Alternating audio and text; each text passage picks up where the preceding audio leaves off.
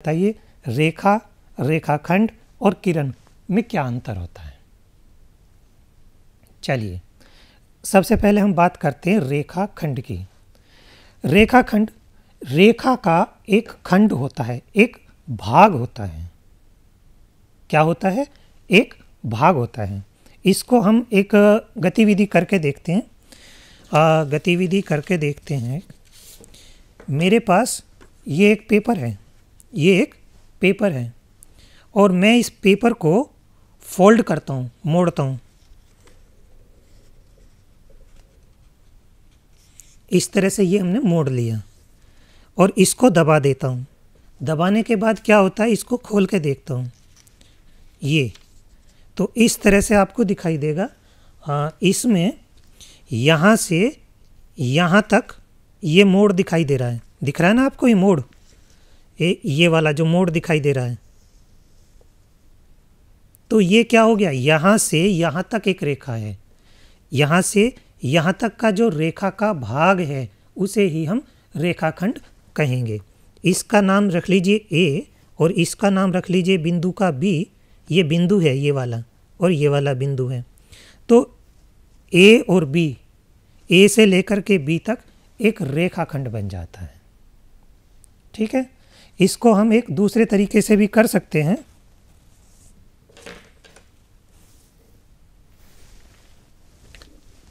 ये लीजिए, ये मेरे पास एक धागा है और इस धागे को यदि मैं पकड़ता हूँ, ये हमने इस धागे को पकड़ लिया यहाँ से, तो ये जो पोजीशन है, ये यहाँ से लेकर के यहाँ तक की जो पोजीशन दिखाई दे रही है, ये ठीक है ना, ये जो पोजीशन है ये एक रेखाखंड को दिखा रहा है। पूरी रस्सी को ना लेकर के, पूरे धागे को ना लेकर के यदि मैं यहाँ से यहाँ तक की बात करता हूँ तो ये एक रेखाखंड है। चाहे तो आप इसे इतना भी, ये एक रेखाखंड हो सकता है। तो यहाँ से यहाँ तक ए भी एक रेखाखंड हो गया। तो इस तरह से किसी भी लंबे धागे को या किसी लंबे पेपर को यदि मैं कुछ भाग ले लेता हूँ, कोई खंड उसका ले लेता हूँ, तो वो हो जाता है रेखाखंड। ठीक है, चलिए तो अब रेखाखंड को किस तरह से बताएंगे हम। ये आपने कर ही लिया कि एक पेपर ले लिया है, एक पेपर में हमने फोल्ड कर लिया, फोल्ड करके ए और बी दो बिंदु लगा लिए। तो ये जो बन रही है स्थिति, ये एक रेखाखंड की स्थिति बन रही है। इसके दो अंत बिंदु होते हैं, दो एंड पॉइंट्स होते हैं। एक ये वाला एंड पॉइंट हो गया और एक ये बी, दो इसके एंड पॉइंट्स हो जाते हैं। तो इस तरह से हमारी ये रेखाखंड बन जाती है।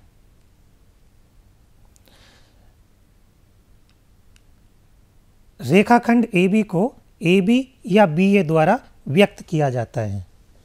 इस रेखाखंड ए बी को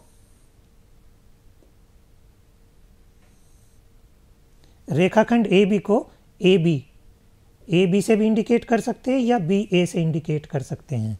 इसके ऊपर हमने एक लाइन बना दी है, ए बी के ऊपर एक छोटी सी लाइन और बी ए के ऊपर भी एक छोटी सी लाइन हमने बना दी है। इसका क्या मतलब है कि ये एक रेखाखंड है, ए से लेकर के बी तक की दूरी का एक रेखाखंड, इसलिए इसके ऊपर एक छोटी सी लाइन लग जाती है। अब रेखाखंड को समझने के बाद रेखा को समझना बहुत आसान हो जाता है। रेखा क्या चीज़ होती है? यदि हम इस आपके सामने अभी मैंने एक लाइन बनाई थी ना, ये एक ए बी रेखा है। ये जो ए बी था ये रेखाखंड था, ये रेखाखंड था। और यदि हम इस रेखा को बी से इधर भी बढ़ा देते हैं, बढ़ाते चले जाएंगे जितनी जगह होगी, और ए को इस साइड में यदि हम बढ़ाते चले जाते हैं तो ये सब जो चीज़ दिखाई दे रही है, ए बी के ए से इस साइड में भी, बाईं तरफ भी, और बी के दाईं तरफ भी जो बढ़ती जा रही है, ये एक रेखा को बता रही है। रेखा का कोई भी अंत बिंदु नहीं होता है, इसका कोई भी अंत बिंदु नहीं होता है। ये दोनों तरफ बढ़ती चली जाती है। इसको ही हम धागे से बता दें तो धागे में हमारी यहाँ तक की जो पोजीशन थी वो रेखाखंड थी और यदि मैं इसको और बढ़ाता चला जाऊँ तो ये जो बढ़ती जा रही है ये बन जाएगी रेखा।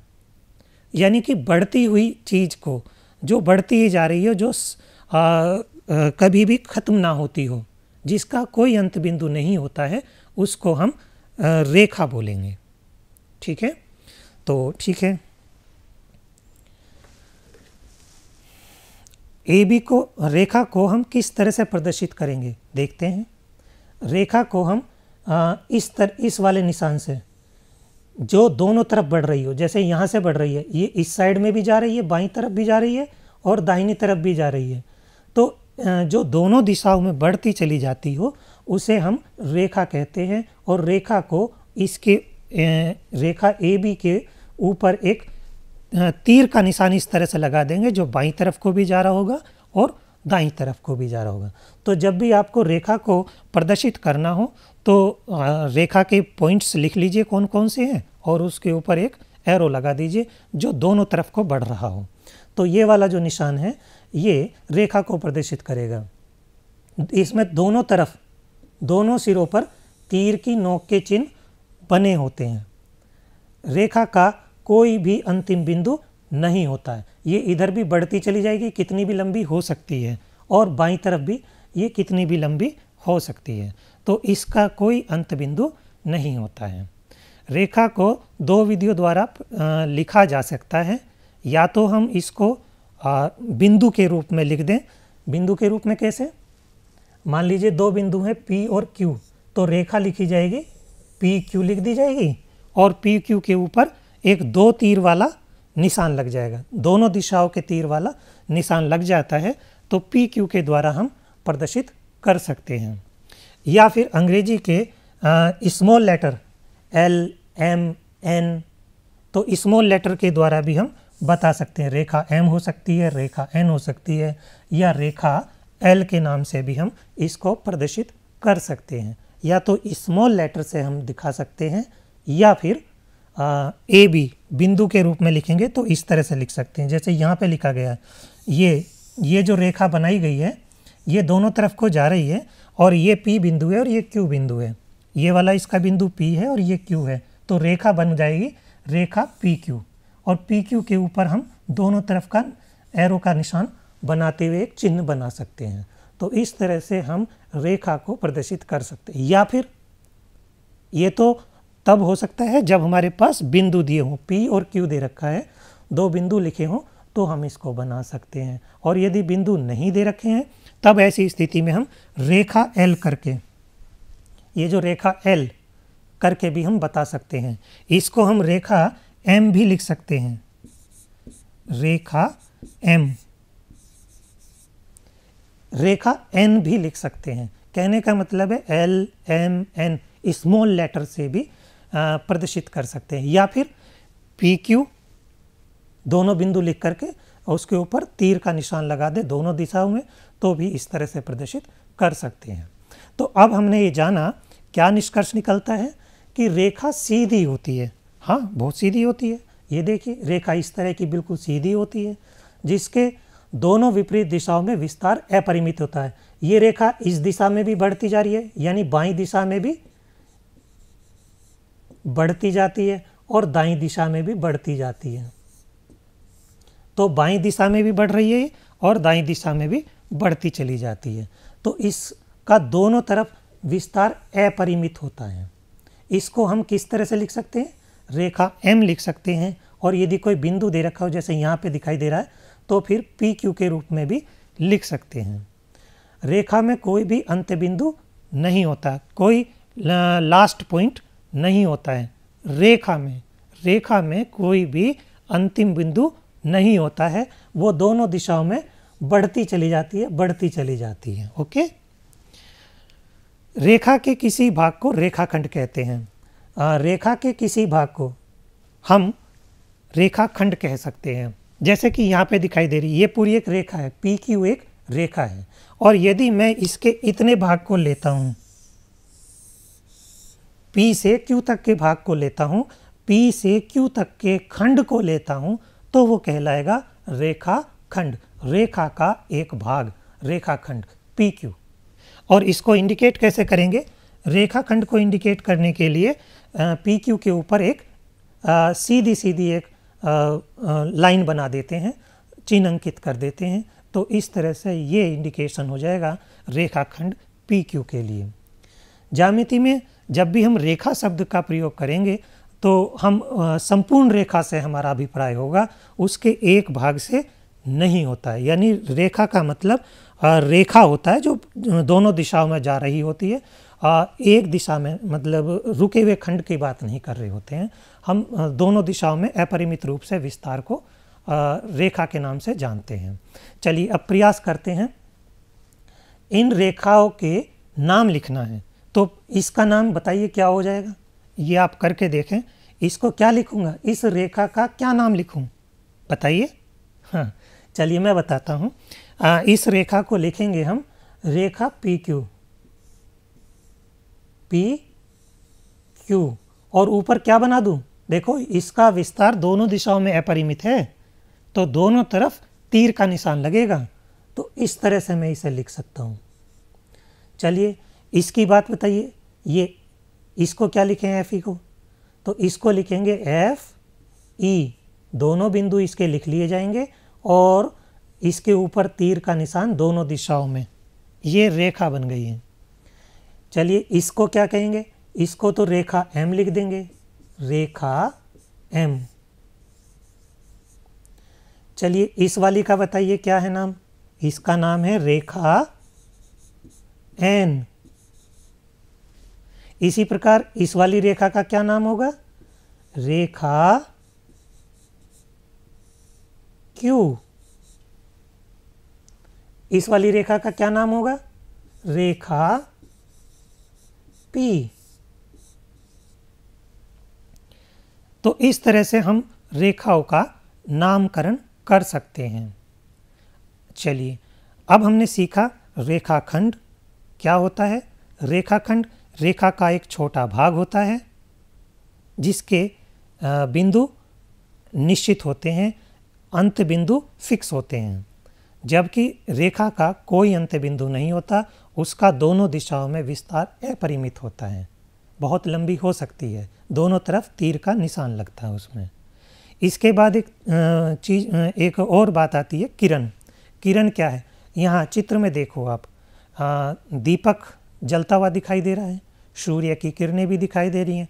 तो सूर्य की किरणें, आपको अपने आप अंदाज़ा लग जाएगा कि सूर्य किस तरह से चलता है। सूर्य जल रहा होता है, बीच में उसका प्रकाश चारों तरफ फैल रहा होता है ना। ये जा रहा, ये इधर भी जा रहा है, ये इधर भी जा रहा है, ये इधर भी जा रहा है, ठीक है ना। इसी तरह टॉर्च भी आपने देखी है। तो टॉर्च से कहाँ से? देखिए मेरे पास भी एक टॉर्च है, ये टॉर्च है। तो आप इसे देखेंगे तो हाँ, कहाँ से निकल रहा है प्रकाश इसका? यहाँ से प्रकाश निकल रहा है और कहाँ तक जा रहा? आगे तक जा रहा है। तो अब आप एक बात समझ पा रहे हैं कि इसका एक शुरुआती बिंदु होता है। यानी शुरुआत कहाँ से हो रहा है? निगमन एक जगह से होता है और दूर तक जाती है। यानी कि एक निगमन बिंदु अवश्य होता है इसमें। क्या होता है? निगमन बिंदु। जैसे यहाँ टॉर्च है, तो टॉर्च का ये निगमन बिंदु है और यहाँ से ये इधर को लाइट जा रही है। इसी तरह सूर्य ये है और सूर्य से निकल करके किरण इधर को चली जाती है। इसी तरह दीपक की जो बाती है, जब जलती है तो प्रकाश इधर को जा रहा है, इधर को जा रहा है, सभी दिशाओं में प्रकाश फैलता चला जाता है। तो आप क्या समझ पा रहे हैं यहाँ पे? किरण में केवल एक दिशा होती है और एक निगमन बिंदु होता है। एक दिशा होती है और एक निगमन बिंदु होता है और एक अंत बिंदु होता है। यानी यहाँ पे दो बिंदु दिखाई दे रहे हैं। यदि मैं दीपक की लो की बात करता हूँ तो एक ये वाला बिंदु हो गया इसका निगमन बिंदु और ये हो गया इसका अंत बिंदु।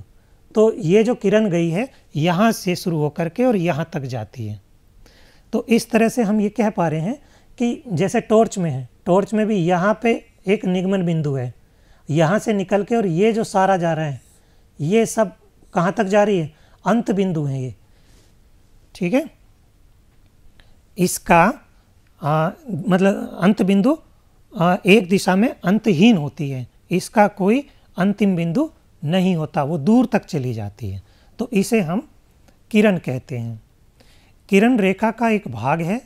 यह एक बिंदु से प्रारंभ होती है जिसे हम प्रारंभिक बिंदु कहते हैं, इनिशियल पॉइंट कहते हैं, और एक दिशा में यह अंतहीन होती चली जाती है, चली जाती है, चली जाती है। जैसा कि चित्र में दिखाया गया है, यहाँ पे O प्रारंभिक या निगमन बिंदु है, O प्रारंभिक या निगमन बिंदु है, और P से आगे ये बढ़ती चली जाती है। P कोई भी अन्य बिंदु है, ये वाला निगमन बिंदु है, और P जो है कोई भी बिंदु हो सकता है, ठीक है। ये अंत बिंदु नहीं होता है, ये बढ़ती चली जाएगी, बढ़ती चली जाएगी। तो किरण क्या हुआ, एक निगमन बिंदु होता है और अंतहीन बढ़ती चली जाती है, इसको हम किरण कहते हैं। चलिए अब प्रयास करते हैं, 3 किरण खींचिए जिनका निगमन बिंदु O हो। मान लीजिए ये O, इस वाले बिंदु से जाने वाली, इस वाले बिंदु से जाने वाली 3 किरण खींचनी है हमें। तो 3 किरण खींचिए, आप प्रयास करिए। मैंने किया, चलिए। एक ये किरण हमने खींच दी, एक ये किरण हमने खींच दी, और एक ये किरण हमने खींच दी। इस तरह से हम 3 किरणें खींच सकते हैं जिनका एक निगमन बिंदु हो, ठीक है। और इसका कोई अंत बिंदु नहीं होता, ये बढ़ती चली जाती है। तो हम इस पे कोई और बिंदु ले लें, मान लीजिए P, मान लीजिए Q, मान लीजिए R। तो एक किरण कौन सी हो गई, OP किरण, और उसको कैसे लिखेंगे, उसके ऊपर एक तीर का निशान लगा करके। दूसरी किरण क्या हो गई, OQ, और उसके ऊपर भी एक तीर का निशान लगा देंगे।